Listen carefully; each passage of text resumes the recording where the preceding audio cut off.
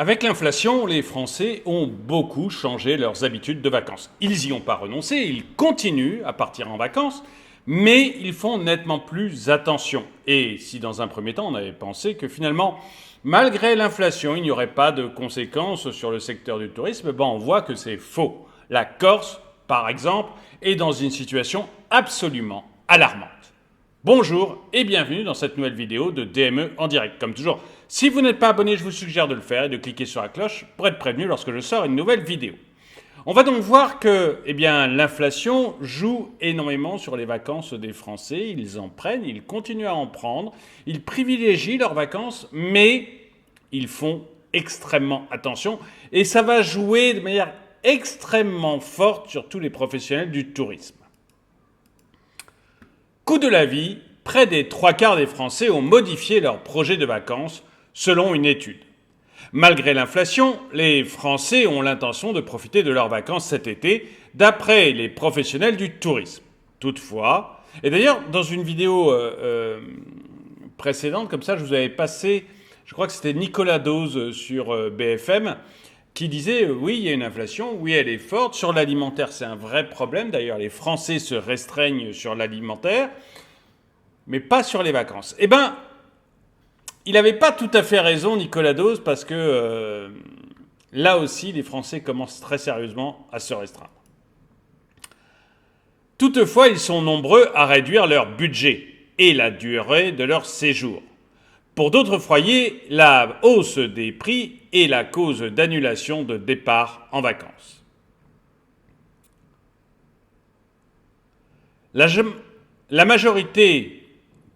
Une majorité de Français partira en vacances cet été.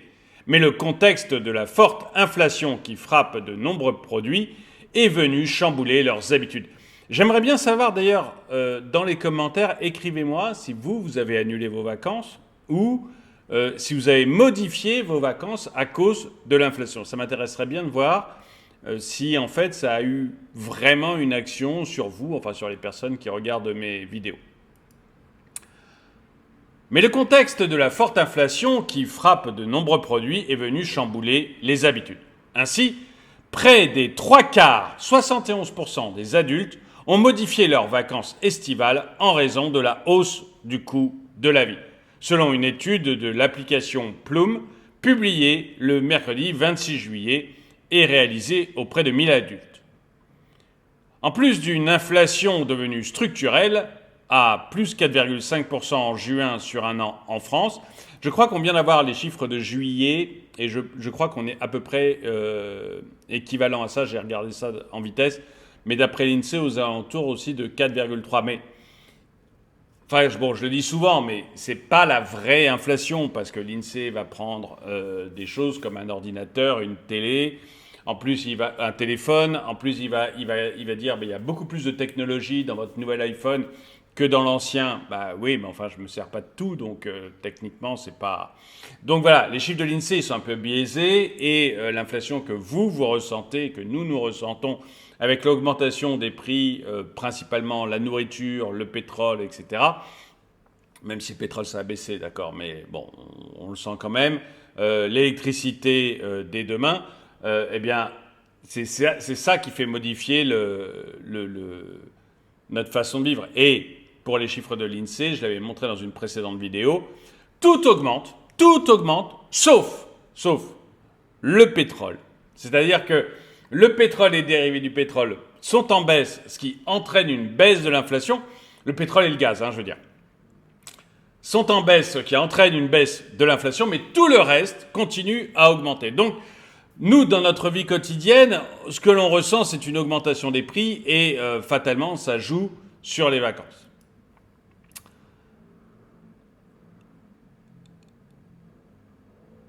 Les foyers doivent... excusez-moi, j'étais en train de lire depuis la fin de la période Covid, mais ça n'a rien à voir. Les foyers doivent amortir des hausses de prix dans leurs produits au quotidien, à l'image de l'alimentaire qui a flambé de plus 13,7% en juin. Et il a encore flambé en juillet. UFC Que Joue Agir, je l'ai dit dans une autre vidéo, parlait de 19%. Sans surprise, c'est donc que le budget qui a été revu à la baisse. En moyenne, les adultes interrogés par Plume ont déclaré dépenser 367 € par personne pour les vacances. Près d'un Français sur 3, 29%, a ainsi réduit son budget. Et parmi ceux qui vont quand même partir, 24% ont déclaré prévoir de dépenser beaucoup moins cette année par rapport aux précédentes. Est-ce que vous faites partie des 24%? Dites-le moi dans les commentaires. Et est-ce que vous avez réduit votre budget? C'est-à-dire, est-ce que vous faites partie des 29% qui ont un petit peu réduit leur budget, ou est-ce que vous faites partie des 24% qui ont énormément réduit leur budget? La tendance pour l'été 2023 est profonde. Ça, on le verra tout à l'heure aussi dans l'article lié à la Corse. Vous verrez que c'est une véritable catastrophe. Il est même question de budget sous surveillance pour 3 Français sur 4, selon un autre baromètre d'Europe Assistance. Dans les chiffres, sur les 25 millions qui partiront en juillet et août dans une location, 6 millions vont suivre cette tendance, estimée également début juin Didier Arinaud, directeur général du cabinet ProTourisme. Ainsi, comme l'a noté Jérôme Mercier, PDG de camping.com, le filtre budget de son site de réservation est 2 fois plus utilisé cette année. On sent quand même que la France va pas, quoi. On sent que la France va pas. Je sais pas. Je vais faire d'autres vidéos aujourd'hui. On va voir que les impôts, malgré toutes les promesses que l'on fait, vont encore augmenter. Alors, ça ne sera pas des impôts, ce sera des hausses de taxes, parce que comme ça, le gouvernement peut dire qu'il n'y a pas de hausse d'impôts, parce que finalement, ce qui compte pour eux, c'est la parole, c'est le mot, c'est le verbe, c'est pas la réalité. La réalité, ils s'en foutent. Mais on sent quand même que ça va pas, quoi, dans ce pays. C'est pas possible d'être comme ça. Vous vous rendez compte, le filtre budget dans camping.com, 2 fois plus utilisé cette année. C'est délirant, quoi. C'est des séjours tronqués. Pour autant, selon Jérôme Mercier, la clientèle ne choisit pas de baisser ses standards, mais prête à réduire sa période de séjour, indiquait-il à l'AFP. Le budget n'est en effet pas le seul facteur d'ajustement. La proportion de personnes prévoyant de dépenser beaucoup moins est la plus élevée chez les 35-44 ans, 29%. C'est également au sein de cette tranche d'âge que l'on trouve la plus forte proportion de personnes interrogées, 19%, ayant dû annuler leurs vacances cette année. Avez-vous annulé vos vacances cette année? C'est une vraie question. Seuls 23% ont indiqué ne rien avoir changé à leur projet cette année. Moi, je crois que je fais partie des 23%. Alors, j'ai pas de projet clairement identifié, mais j'ai pas modifié mes projets en fonction de l'inflation, j'ai l'impression. Bon, mais c'est pas hyper identifié. Moi, je vais pas dans un camping ou je vais pas dans un hôtel, etc. Je vais voir de la famille, etc. Donc forcément, c'est plus facile de pas changer les choses quand vous allez juste dans votre famille. Ainsi, les réservations pour une durée supérieure à 1 semaine sont en baisse de 15%, remarquait-il, et la clientèle française a diminué son trajet de 50 km en moyenne. Les professionnels du tourisme ont aussi enregistré une hausse des réservations pour début juillet et la dernière semaine d'août, des périodes où les tarifs sont inférieurs aux autres semaines. Alors j'avais lu aussi que début juillet, les gens étaient allés beaucoup début juillet parce qu'il y avait moins de monde et qu'il faisait plus frais, en principe, cette année ça n'a pas marché, mais en principe, que le reste des vacances. Ce n'est pas dû uniquement à ça, a priori. Ce que les professionnels du tourisme ont aussi remarqué, c'est une forte envie de Français à tout de même partir en vacances. Tu m'étonnes. Avec la pression que l'on a en ce moment, franchement, oui, on veut partir en vacances et oui, on veut pouvoir relâcher un peu. On n'a jamais eu autant de gens qui nous disent que s'ils travaillent, c'est pour pouvoir partir en vacances, s'étonnait ainsi Didier Arinaud. Je n'ai jamais vu des éléments aussi forts. Une forme de carpe diem, on ne sait pas de quoi demain sera fait. Il y a beaucoup d'angoisse chez les Français. Ah, excuse-moi, c'est encore Siri qui déconne. Hop, voilà. Il y a beaucoup d'angoisse chez les Français, et c'est un peu profitons-en tant qu'il en est encore temps, ajoutait-il. Cette envie d'évasion, le tour opérateur Fram l'a ressenti. Fin juin, ses réservations étaient en hausse de 25 à 30% comparé à l'an dernier, à la même époque, avait déclaré sur Europe 1 son directeur général Alain de Mendonça. Avec l'inflation, la guerre en Ukraine, la réforme des retraites, je m'attendais à un été un peu moins bon en termes de demande. Et on sent que les Français ont envie de partir en vacances, avait-il indiqué. Bah oui, alors moi, je suis désolé, hein, je vais parler un peu de moi, mais moi j'aimerais vraiment que vous parliez de vous dans les commentaires, mais c'est pas... Enfin moi je suis pas du tout sur partons, on verra bien ce qui arrive demain, quoi. Moi enfin vous voyez, c'est pas du tout le carpe diem. Moi je trouve que c'est... Voilà, on a eu un début d'année hyper stressant, ça fait plusieurs années que l'État nous stresse, que ce soit avec le Covid, que ce soit avec la guerre en Ukraine, que ce soit maintenant avec l'inflation. On sent avec la réforme des retraites, on sent que voilà, il y a une grosse pression, on sent que le pays, les émeutes, on sent que le pays dégringole petit à petit, on a beaucoup de mauvaises nouvelles, on sent que c'est dur, donc il y a besoin de vacances. Moi je pars en vacances à la fin de la semaine, là, le 4 août, je pars un mois, du 4 août au 4 septembre, vous n'aurez pas de vidéo. Je pars un mois vraiment pour relâcher complètement la pression, mais c'est pas carpe diem, c'est je suis fatigué, j'ai besoin de relâcher la pression, j'ai besoin de me ressourcer, et puis je redémarre en septembre sur les chapeaux de roue. Et c'est pas partons tant qu'on en a encore la possibilité. Là, je suis pas tellement là-dessus, mais vous dites-moi ce qu'il en est, mais moi c'est pas totalement ça.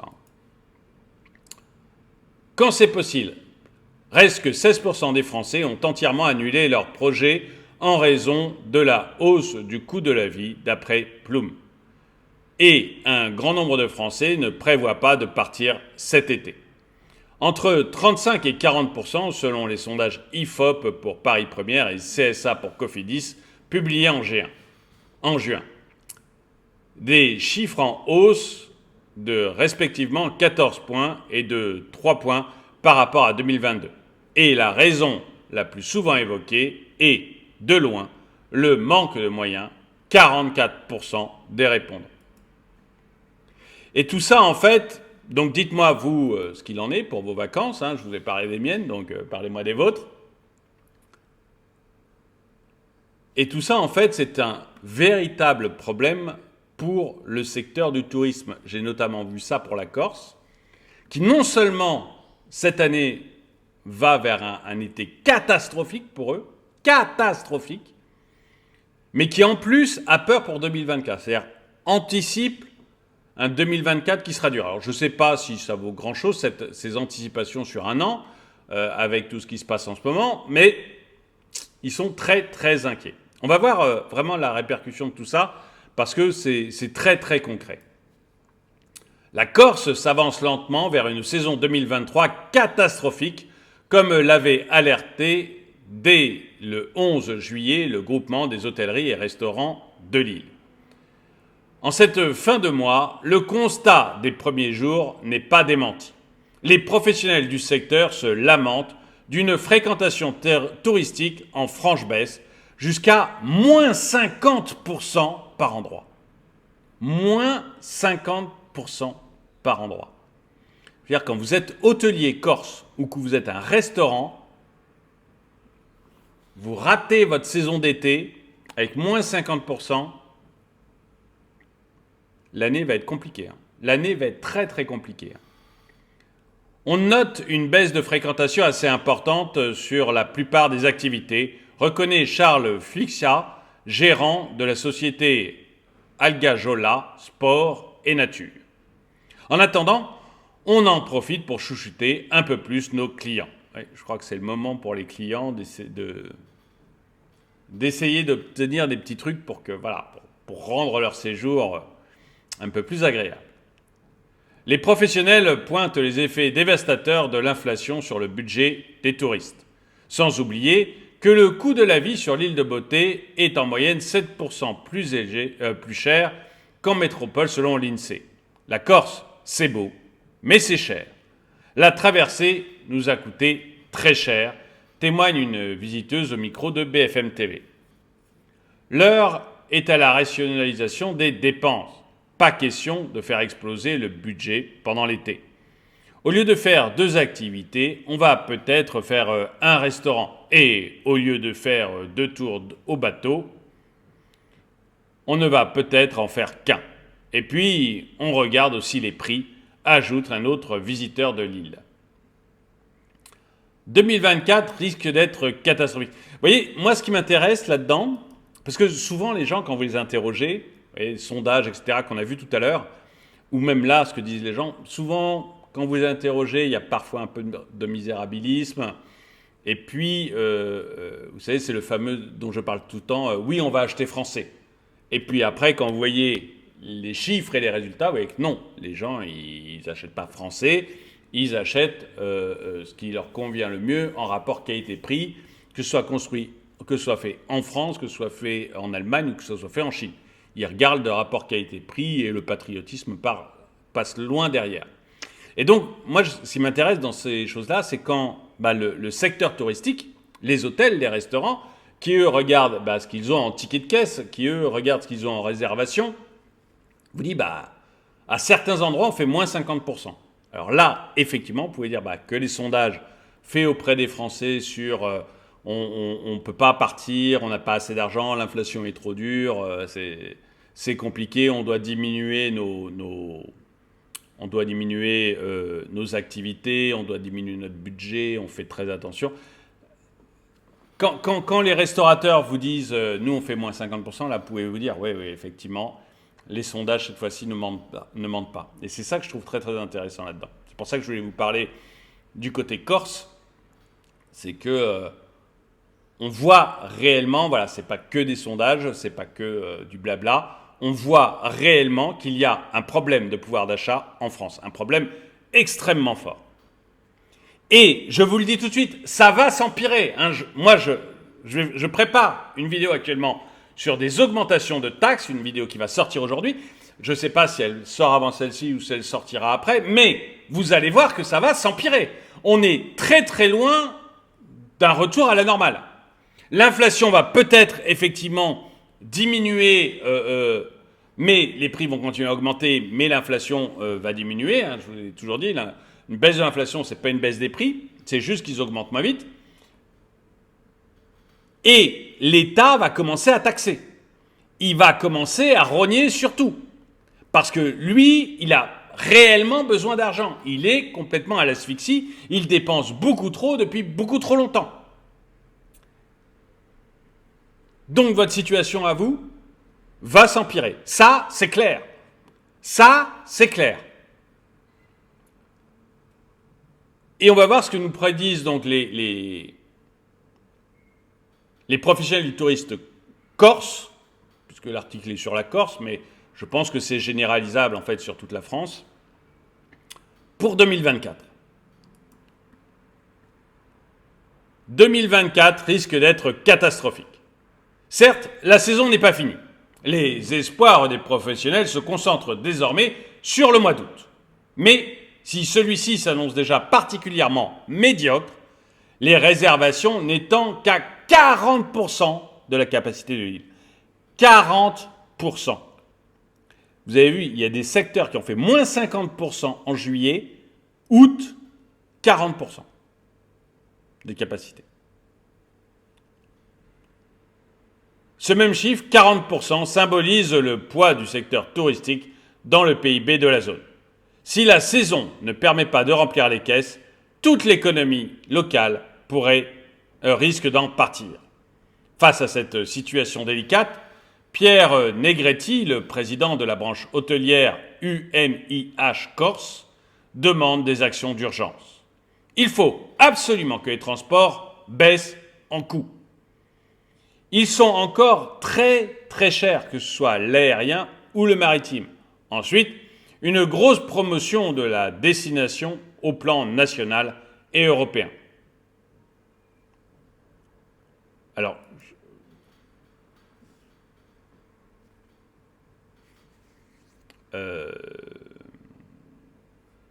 qu'est-ce que tu demandes exactement? Des subventions?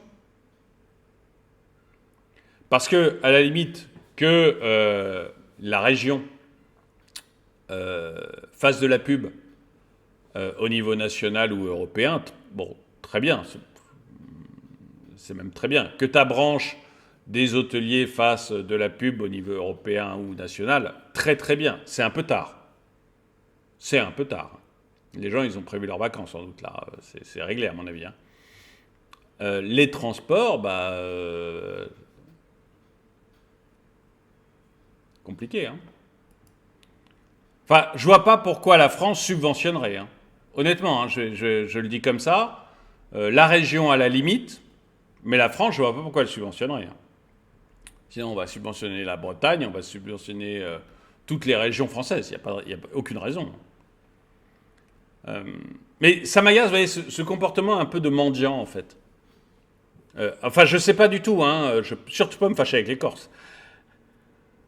Mais là, la réflexion, je sais pas s'il dit, nous, on va prendre en charge ça, on va aller faire de la pub, on va se battre, ou s'il attend que l'État le fasse. Pas de comportement de mendiant, quoi. Il faut que ta branche le fasse, il faut à la limite que ta région le fasse.